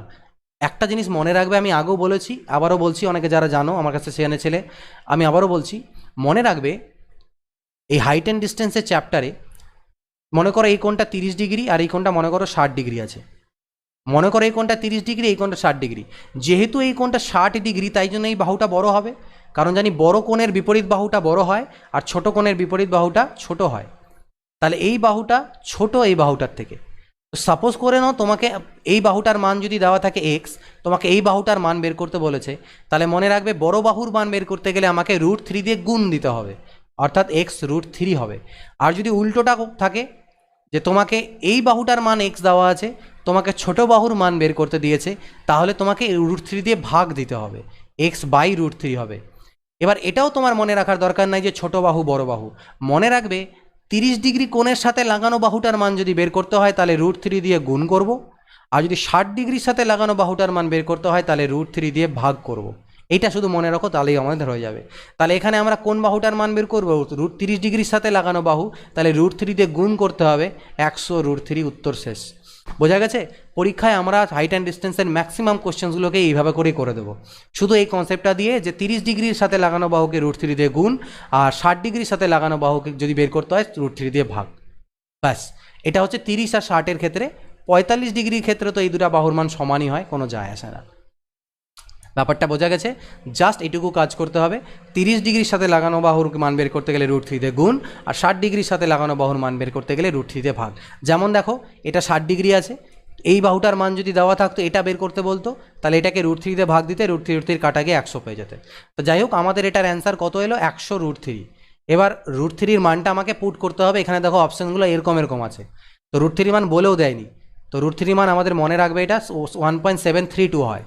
তো তাকে যদি 100 দিয়ে গুণ দাও তাহলে 173.2 হচ্ছে, যেটা কাছাকাছি অ্যান্সার হবে 173। এখানে বলে দেয়নি যদিও কাছাকাছি, বাট অপশনগুলো যেহেতু পূর্ণ সংখ্যাতে আছে, স্বাভাবিক সংখ্যা, তাই 173 হবে অ্যান্সার। ঠিক আছে। 4 নম্বরে বলছে এক ব্যক্তি দুটি ঘড়ি ক্রয় করেন 480 টাকাতে, তিনি একটি ঘড়ি বিক্রি করেন 15% ক্ষতিতে এবং অপর ঘড়িটি বিক্রি করেন 19% লাভে। এরপর ব্যক্তিটি জানতে পারলেন যে দুটি ঘড়ি একই দামে বিক্রি করেছেন, তাহলে ওই ঘড়ি দুটির ক্রয় মূল্য কত ছিল? অর্থাৎ দুটো ঘড়িকে মোট তিনি কিনেছেন 480 টাকাতে, একটা ঘড়িকে 15% লসে বিক্রি করে দিলেন, আরেকটাকে 19% লাভে বিক্রি করলেন। করার পরে তিনি বুঝতে পারলেন যে আসলে দুটো ঘড়ির বিক্রয় মূল্যটা সেমই দাঁড়ালো, তার মানে ক্রয় মূল্যগুলো তো আলাদা ছিল কিন্তু বিক্রয় মূল্যগুলো সেম হয়ে গেল, তাহলে ক্রয় মূল্য কত? তো এখানে অনেকে করতে পারো একটা ঘড়ি ক্রয় মূল্যকে এক্স, আর একটাকে 480 - x ধরতে পারো, বাট আমি ওটা করবো না, এটাতে ক্যালকুলেশনটা একটু বেশি হয়ে যায়, তো আমি সেই জিনিসটা যাচ্ছি না। আমি কি করছি, একটা ঘড়িকে এক্স ধরছি ক্রয় মূল্য, একটা ঘড়ি ক্রয় মূল্যকে ওয়াই ধরছি। কেন? দেখো, প্রথমটাতে তুমি 15% ক্ষতিতে বিক্রি করেছো, তাহলে বিক্রয় মূল্যটা আলটিমেটলি হয়ে যাবে 85%। এটা মনে রাখবে, যখনই আমরা ক্ষতিতে বিক্রি করি তখন বিক্রয় মূল্যটা কত পার্সেন্ট হয়, 100 থেকে মাইনাস করে দিতে হয়, তাহলে 15% বাদ চলে গেলে প্রথম ঘড়িটার বিক্রয় মূল্য হলো এটা, আর দ্বিতীয় ঘড়িটা আমরা 19% লাভে বেচেছি, তাহলে তার বিক্রয় মূল্য হবে 119%। এই দুটো হয়ে বলছে সমান, এই বিক্রয় মূল্য দুটো সমান। তাহলে দেখো এখান থেকে x/y যদি করি, পার্সেন্ট তো ভ্যানিস, 119 বাই হবে 85, 17 সাথে 119, 17 পাঁচে 85, অর্থাৎ এক্স এর মান হলো 7 আর ওয়াই এর মান হলো 5, আর দুটোর সমষ্টি হলো 7 আর 5 12, আর দুটোর ক্রয় মূল্যের সমষ্টি ছিল 480। তাহলে আমি বলতে পারি 7 আর 5 12 ইউনিটের মান হচ্ছে 480, 12 এককের মান 480। তাহলে যেটা বেশি মানে ওই ঘড়ি দুটার ক্রয় মূল্য বের করতে বলেছে, তা 12 ইউনিটের মান যদি 480 হয়, 1 ইউনিটের মান কত হবে? 40। 12 4 48, 40। 1 ইউনিটের মান যদি 40 হয়, তাহলে একটা ঘড়ি তো 7 ইউনিট, অর্থাৎ 4 7 28, 280 টাকা, আরেকটা 4 5 20, 200 টাকা। তাহলে দুটো ঘড়ির দাম আমরা পেয়ে গেলাম 280 টাকা আর 200 টাকা। 4 নাম্বার হবে এর answer. sin a plus sine square is equal to 1 হলে cos square A plus cos to the power 4 A 1 মান কত হবে? এই কোশ্চেনটা পরীক্ষায় দেখা মাত্রতেই এক উত্তর করবে। এই কোশ্চেনটা মানে সেম টু সেম কোশ্চেন, যদি তোমার মনে হয় দেখে যে না এটা ওই কোশ্চেনটাই, তাহলে এক অ্যান্সার আসবে। এটার যদি এক হয় এটাও এক হবে। এরকম আরও এক দুটো জিনিস আছে যেখানে এটা দেওয়া এক দেওয়া থাকলে এটা এক হয়, ঠিক। কিন্তু কেন হয় সেটা বলে দিচ্ছি, এটা বলবো না খালি যে উত্তর এক হয় বলে একই দিক দিয়ে দেবে। কনসেপ্টটা বুঝে নাও কেন এক হয়, বাট এই প্রশ্নটাকে চিনে রাখবে। মানে কিছু কিছু অঙ্কের কোশ্চেনকে আমরা চিনে রাখি, নট মুখস্থ, বাট মানে তাদের সাথে একটু বেশি পরিচয় করে নিই, যে পরীক্ষায় যেন আসলে পরে বলতে পারে তোকে তো আমি চিনি, তোকে তোর সাথে আবার নতুন করে বন্ধুত্ব করার কি দরকার, তুই তো আমার অলরেডি বন্ধু আছিসই। তো অ্যান্সার আমরা করে দিচ্ছি, সেক্ষেত্রে আমরা চিনি তাকে। তো এটাকে বেসিক্যালি হচ্ছে কিভাবে দেখো, সাইন এ প্লাস সাইন স্কোয়ারের মান যদি 1 হয়, তাহলে sine A is equal to, এই সাইন স্কোয়ার একে যদি এ পাশে নিয়ে যাই তাহলে 1 মাইনাস সাইন স্কোয়ারে হবে, আর 1 মাইনাস সাইন স্কোয়ারে মানে বেসিক্যালি কস স্কোয়ারে, এটা ফর্মুলা, ঠিক আছে, আমি করিয়েছি এর আগে। তার মানে সাইনের মান পেলাম কস স্কোয়ারে। এবার দুই সাইডে যদি হোল স্কোয়ার করে দিই তাহলে সাইন স্কোয়ার এর মান হয়ে যাবে কস টু দি পাওয়ার 4a। এই দুটো জিনিস দেখো। এবার আমাকে যেটা দেওয়া আছে কস square A plus cos to the power 4a, তো কস স্কোয়ার এর মান আমি কি দেখলাম, কস স্কোয়ারের পরিবর্তে আমি সাইন এ লিখতে পারি, আর কস টু দি পাওয়ার 4 এর পরিবর্তে আমি সাইন স্কোয়ারে লিখতে পারি। আর এটার মানই তো আমাকে দেওয়া ছিল কোশ্চেনে 1, তাহলে এটার মান 1। এটা যদি 1 হয় তাহলে এটাও 1ই হয়ে গেল, এটা ইজ ইকুয়াল টু করেই তো পেলাম, তাহলে এটার অ্যান্সার হলো 1। এই কোশ্চেনটাকে চেনা পরিচিতর মতন করে দেবে, পরীক্ষা যদি আসে বাই চান্স তাহলে যেন 1 অ্যান্সার করে দাও, তো সেটা কয়েকদিন পরে আসবে। এখানে দেখো বলছে এই সিরিজে একটা কাবাডি দলের বিভিন্ন স্কোর দেওয়া আছে মধ্যমা। মধ্যমা বের করতে গেলে কি করতে হবে, দেখো মধ্যমা বের করতে গেলে যে কাজটা করতে হবে, মধ্যমা বের করতে গেলে কি করতে হবে ভালো করে বুঝে নেবে, যারা জানো না মধ্যমার কনসেপ্টটা আমি একবার বলে দিচ্ছি। মধ্যমা বের করতে গেলে কি করতে হবে, যে তথ্যগুলো দেওয়া থাকে তাদেরকে হয় ছোট থেকে বড় আকারে নয়তো বড় থেকে ছোট আকারে সাজাও, যেটা তোমার খুশি। আমি ছোট থেকে বড় আকারে সাজাবো এখানকার সব ডেটাগুলোকে। তাহলে প্রথমে আসবে কত, আমার 2, আর একটা হয়ে গেলে না কেটে দিলাম, তাহলে পরে আমি মানে আমার এখানে কনফিউশন হবে না যে কোনটা বাকি আছে। তো 2 হয়ে গেল, 2 এর পরে বড় আমি কি দেখতে পাচ্ছি, এখানে 5 দেখতে পাচ্ছি। 2 এর পরে বড় আছে আমার এখানে 5, 5-এর পরে বড় আছে 7, বাট 7 দুটো আছে, 7 আছে দুটো। 7-এর পরে বড় আছে 8, 8ও দুটো আছে, 8 আছে, 8 দুটো আছে, হলো। 8-এর পরে বড় হচ্ছে 10, 10ও আছে দুটো, 10 10।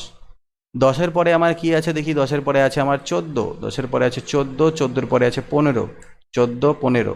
তারপরে আছে আমার 17, তারপরে আছে আমার 17, তারপরে আছে আমার 18, 17 হলো 18 হলো, ঠিক আছে। আচ্ছা, নেক্সট কি আছে, 17 হয়ে গেল আমার হয়ে গেল 18।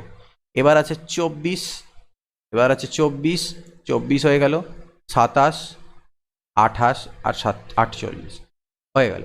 এবার মধ্যমা বের করতে গেলে আমাকে দেখতে হবে এখানে কটা পদ আছে, 1 2 3 4 5 6 7 8 9 10 11 12 13 14 15 16, 16টা, অর্থাৎ জোড় সংখ্যক। যদি জোড় সংখ্যক থাকে তাহলে মাঝখানের দুটো টার্ম আমাকে বের করতে হবে। কিভাবে বেরোবে, 7টা দিক থেকে 7টা দিক থেকে বাদ করে দাও, 1 2 3 4 5 6 7 বাদ, 1 2 3 4 5 6 7 বাদ, মাঝখানে যে দুটো পড়ে থাকলো এদের গড় বের করো, সেটাই হচ্ছে মধ্যমা। 10 প্লাস 14 বাই 2 হচ্ছে গড়, 24/2 অর্থাৎ 12। আমি বোঝাচ্ছি তাই একটু ধীরে ধীরে টাইম নিয়ে বোঝাচ্ছি, না তো অনেকে বলে স্যার আপনি খুব স্পিডে যান, সেটা আমার যদিও ন্যাচারাল টোন, ন্যাচারাল স্পিড আর কি, তো তাও আমি একটু স্লো ডাউন করার চেষ্টা করছি। 2 বলছো কেউ, 2 না 2 না 12, 12 হবে। ক্রস কালচার বলছিল 2, 2 নয়, এটা হবে কত, 12। ওকে, একটু টাফ দিব কিভাবে, এগুলো প্রিভিয়াস ইয়ারের কোশ্চেন, আমি এখানে চেঞ্জ করছি না। আমি বলেছি তো তোমাদের কিছুদিন করো প্রিভিয়াস ইয়ার, নিজের পজিশনটা বোঝো, একটু মজা নাও যে না স্যার আমি পারছি। আজকে যদি তোমাকে আমি কঠিন কোশ্চেনের একটা বললাম যে tough questions for railway exam, একটাও করতেই পারলে না, 25টা কোশ্চেন দিলাম একটাও করতেই পারলে।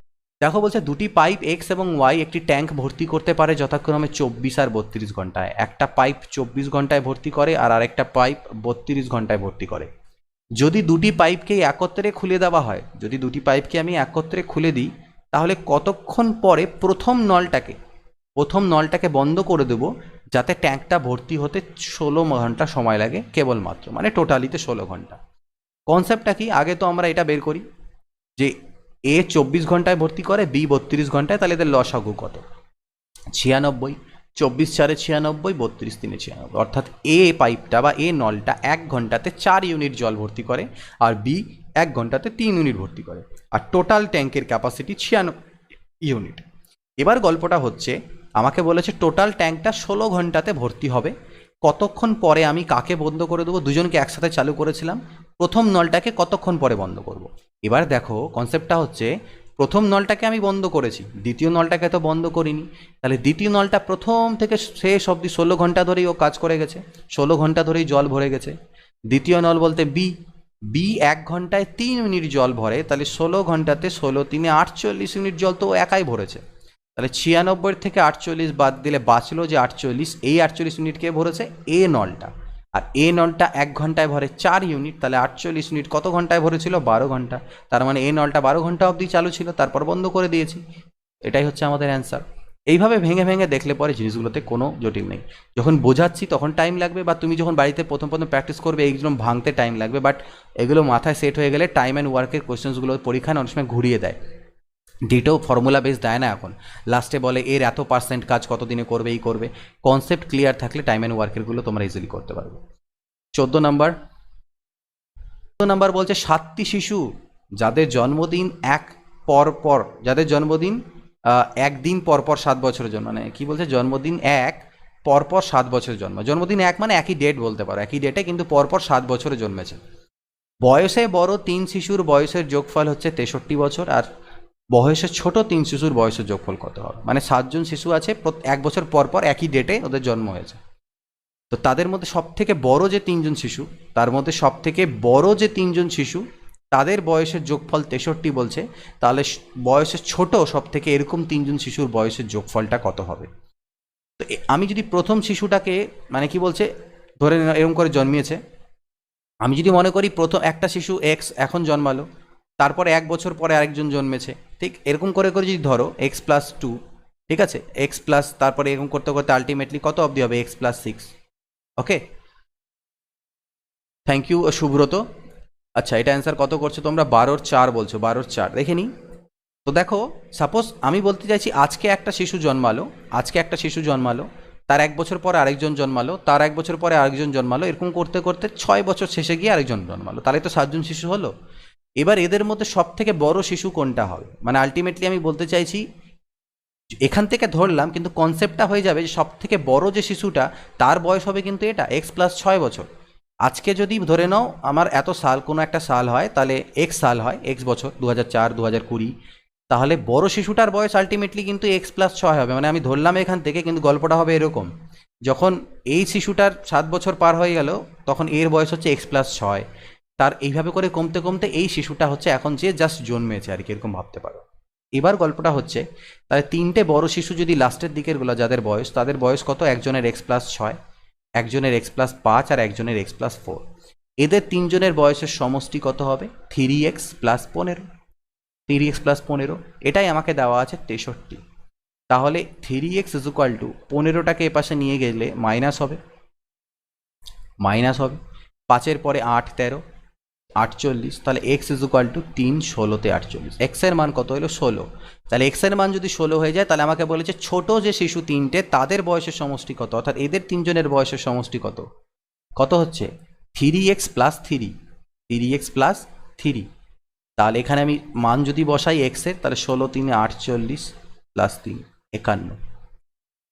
প্রিভিয়াস ইয়ারের কোশ্চেন, আমি প্রিভিয়াস ইয়ারের থেকেই নিয়েছি, এটা 2018 গ্রুপ ডি RRC বা RRB জানি না কোনটা এক্সামের, বাট সেটারই পরীক্ষার কোশ্চেন। জেলেনা ও জার্ডেনের বয়সের সমষ্টি 70 বছর।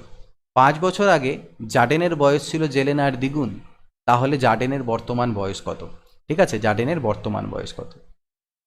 তো জেলেনা আর জার্ডেনের বর্তমান বয়সের সমষ্টি কত দেওয়া আছে? 70, 5 বছর আগে। তাহলে আমি 5 বছর দুরকমভাবে করতে পারো, বর্তমানেরটা ধরে নিতে পারো যে বর্তমানে জেলেনার বয়স ধরলে x, জার্ডেনের ধরলে 70 - x, তাহলে 5 বছর পিছনে চলে গেলে দিয়ে দ্বিগুণের কনসেপ্টটাকে অ্যাপ্লাই করলে, অথবা পাস্টের থেকে প্রেজেন্টে আসতে পারে। তো আমি পাস্ট থেকে প্রেজেন্টে আসছি কীভাবে?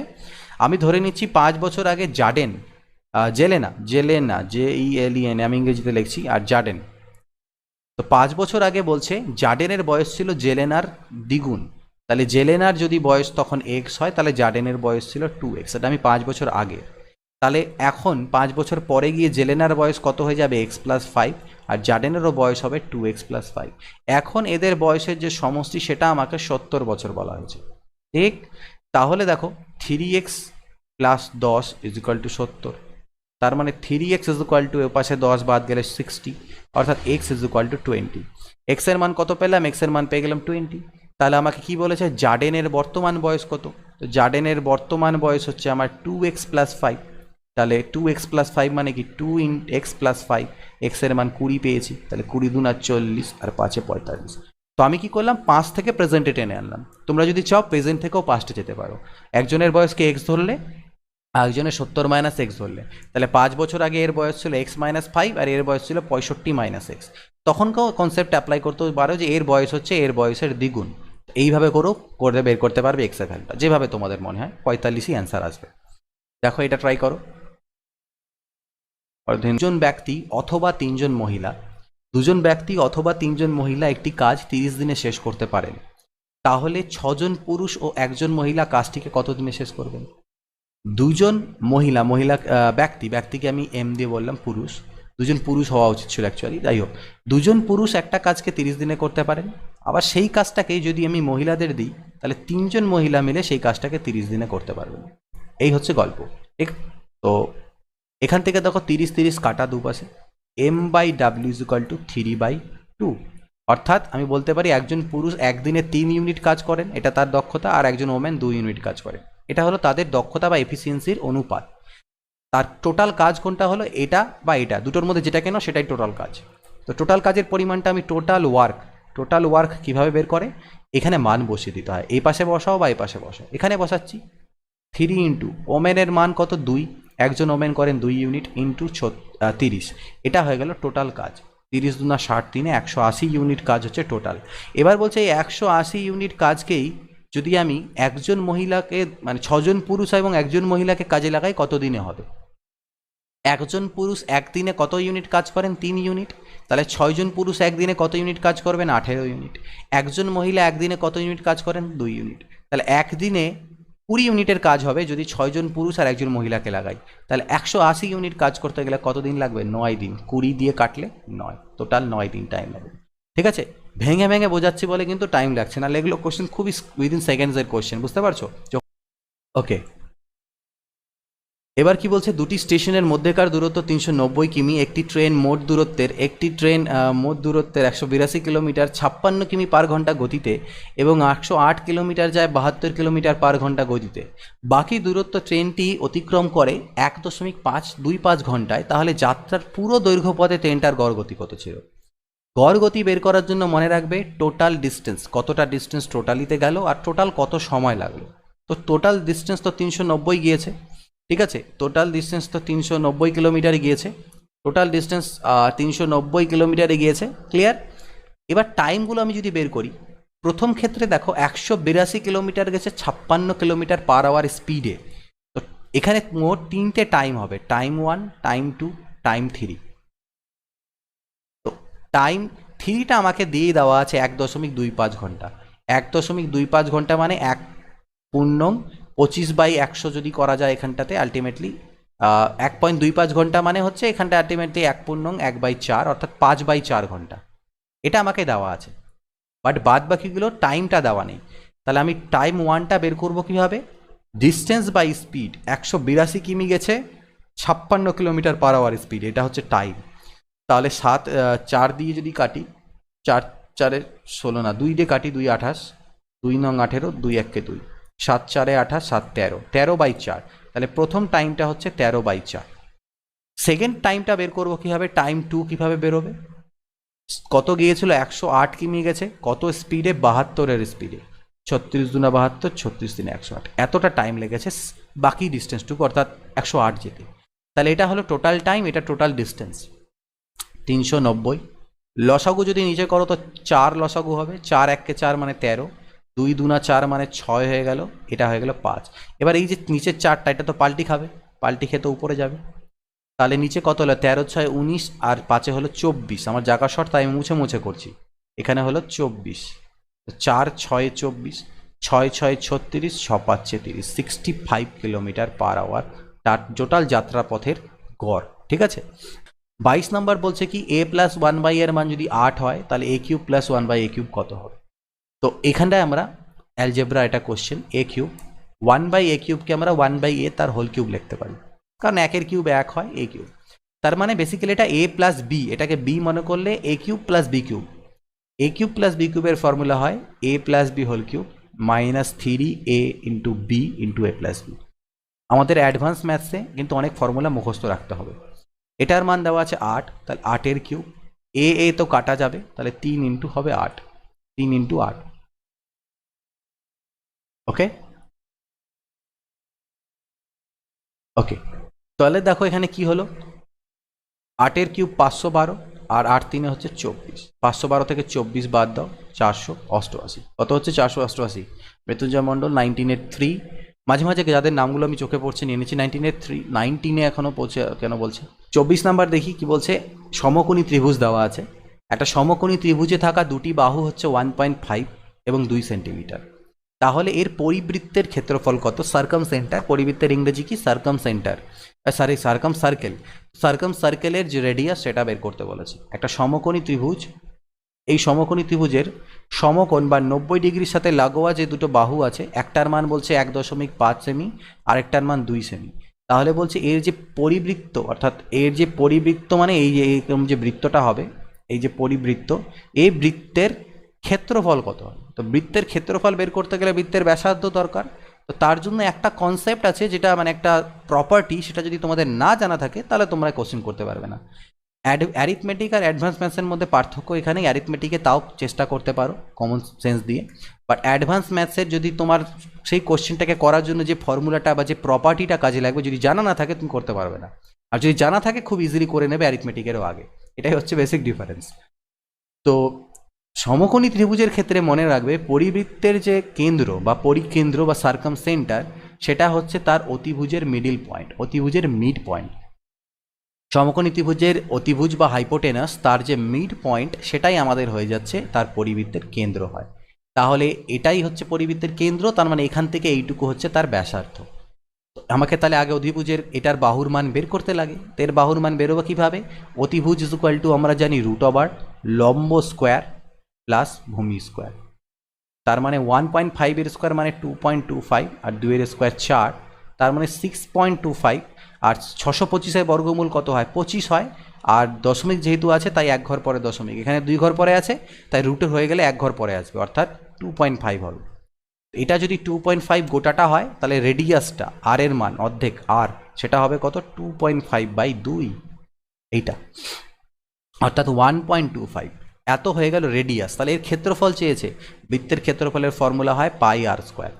তার মানে πr², আর বলতে হচ্ছে 1.25 এর স্কোয়ার। এবার 1.25 মানে 125 স্কোয়ার করে নিচে দশমিক টশমিক বসাও, কত আসবে 1.5625। 125 স্কোয়ার করতে পারবে তো, 125কে স্কোয়ার করা খুবই ইজি, দেখো কীভাবে করে করবে। 125 স্কোয়ার মানে দেখো যেহেতু লাস্টে 5 আছে, 25 শুধু বসিয়ে দাও, 5 5 25, 12 এখানে আছে, 12 ইন্টু 13 গুণ করো, তাহলে 13 × 10 130, 13 × 156, এই হচ্ছে 25। যে কোনো সংখ্যার শেষে 5 থাকলে তার স্কোয়ার করার পদ্ধতি এটাই। 5 স্কোয়ার 25 বসিয়ে দাও, তার আগে যেটুকু আছে তার সাথে 1 যোগ করে যেটা সংখ্যা পাচ্ছ ওদেরকে গুণ করে বসিয়ে দাও, ব্যাস। আর দশমিকটা কয় ঘর পরে আসবে, এখানে 2 ঘর পরে ছিল তাই এখানে 4 ঘর পরে আসবে। এই হচ্ছে এই করলাম, আর কিচ্ছু নয়। এত পাই, এটা হয়ে যাবে বৃত্তটার ক্ষেত্রফল। 26 নম্বর কি বলছে, পাইপ এ পাইপ বি এর তুলনায় একটি ট্যাঙ্ক ভর্তি করে 1/4 কম সময়ে, একটু বড় আছে। পাইপ এ পাইপ বি এর তুলনায় একটা বলছে কি একটা ট্যাঙ্ক ভর্তি করে 1/4 কম সময়, মানে পাইপ বি এর যদি 4 ঘন্টা লাগে তাহলে এর লাগে এক ঘন্টা, এর লাগে 1 ঘন্টা। ঠিক, এই হলো গল্প। আর আবার তাহলে আমরা দেখলাম এখান থেকে যে 1/4 কম সময়, তো এটা হচ্ছে 1/4। আচ্ছা, আবার বলেছে আমরা কি জানি যে এটা কিন্তু সময়ের, এটা হচ্ছে টাইমের। তো টাইমের যে অনুপাত হয় মনে রাখবে, টাইমের অনুপাত আর দক্ষতার অনুপাত কিন্তু উল্টো হয়। মানে এটা সময়, এর কতটা সময় লাগে, 1 লাগে, তো বি এর লাগে 4। ঠিক আছে, তাহলে মানে এর দক্ষতাটা বেশি, তাহলে এটা 4/1 হয়ে যাবে, এটা হয়ে যাবে 4/1। ঠিক একই রকমভাবে বলেছে সি পাইপ এর তুলনায় 3 গুণ সময় নেয়। অ্যাকচুয়ালি এখানে আর বেশি কথাটা হবে না, ঠিক আছে, বেশি কথাটা এখানে কম কথাটা হবে না, 1/4 সময় করে। এই কম আর বেশিটাকে কেটে দাও, নাহলে অ্যান্সারটা আলাদা চলে আসবে। কম আর বেশিটাকে কেটে দাও, তাহলে কি হচ্ছে, আবার বলেছে সি পাইপ এর তুলনায় 3 গুণ সময় নেয়। তাহলে সি পাইপ আবার 3 গুণ সময় নেয়, মানে এর যদি সময় লাগে 1 ঘন্টা, তো সি এর লাগবে 3 ঘন্টা। তাহলে এদের যদি আমি দক্ষতার অনুপাত বলি, এটা উল্টো হবে, সি এর কম দক্ষতা আর এর দক্ষতা বেশি। এখানে এর দক্ষতা 4, এখানে এর দক্ষতা 3, ইকুয়াল করে দিই, 3 দিয়ে গুণ করি, 3 4 12, 3 1 3। আচ্ছা, 4 1 4, 4 3 12, 4 1 4 আর হচ্ছে 4 3 12। তো আমাকে এখানে কি বলেছে, যে যদি যদি পাইপ, আচ্ছা 3টা পাইপকে যদি একসাথে খোলা হয়, তাহলে ট্যাঙ্কটা ভর্তি হতে 24 ঘন্টা লাগবে। তো এ দক্ষতা হচ্ছে 12, বি এর দক্ষতা 3 দেখলাম, আর হচ্ছে সি এর দক্ষতা হচ্ছে 4।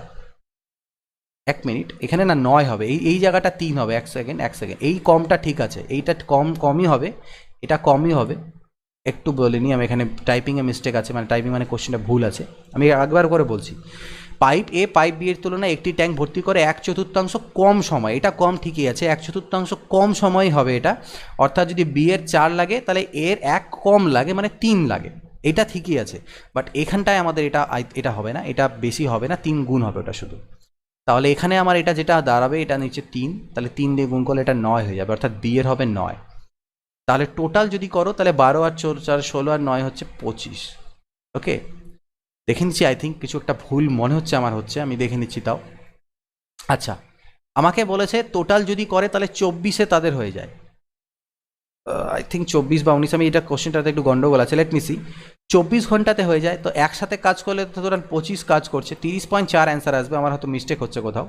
25 × 24 ডিভাইডেড বাই, যদি বলছে সি কে খোলা না রাখতাম, তাহলে সি কে খোলা না রাখলে কে কে কাজ করতো, এ আর বি কাজ করতো, অর্থাৎ 12 আর 9 হচ্ছে 21। তাহলে 3 8 24, 3 7 21, আর 3 8 24। ওকে, এখানটায় ভুল হচ্ছে কোথাও একটা আমাদের, 12 আর 4 16, 3 19। ওকে, তো এটা 30.4 আসবে, ঠিক আছে, 7 দিয়ে কাটাকাটি করলে কোথাও একটা মিস্টেক হচ্ছে বলে মনে হচ্ছে। লেট মি সি, একটা সেকেন্ড একটু দেখে নিতে তো, এখানে আমার কোথাও একটা ভুল হয়েছে টাইপিংয়ের, মানে কোশ্চেনটাতে হয়তো বা।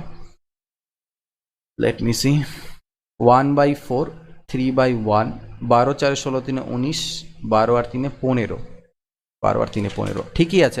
1 মিনিট দাঁড়াও, এটাকে না আমি ক্লিয়ারই করে দিই, এটা ভুল হচ্ছিল আমার, এটাকে একটু ভুলে যাও, এটা টাইপ সব কিছু ভুলই হচ্ছিল। এই কোশ্চেনে এটা আমার কমও হবে না, আর এখানে আমার এটা কোথায় গেল, বেশি হবে না। তো আগেরগুলো সরি ফর দ্যাট, আমি একটু ভুল হচ্ছিল কনসেপ্টটা বুঝতে, এখানে দুটোই ভুল হবে। আমি এটাকে পরে কাটবো ভেবেছিলাম, মানে কোশ্চেনটা যেখান থেকে নিয়েছি সেখানে ভুল আছে, আমি ঠিক করেছিলাম, বাট কারেকশন করতে ভুলে গিয়েছি। তো এটা কম আর এটা বেশি হবে না, ঠিক আছে, একটু আলাদা করে দেখে নাও এখান থেকে, এটা ভুল হয়েছিল, এটা কম আর এটা বেশি হবে না। তাহলে পরে আমি রিফ্রেশ করে করছি, আমি এ আর বি, বি এর 4 লাগলে এর 3, এটা হচ্ছে টাইম। তাহলে আমাদের যদি আমি এখানে টাইমের পরে চলে যাই আমি দক্ষতাতে, এফিসিয়েন্সিতে, তাহলে সেটা হয়ে যাবে 4/1।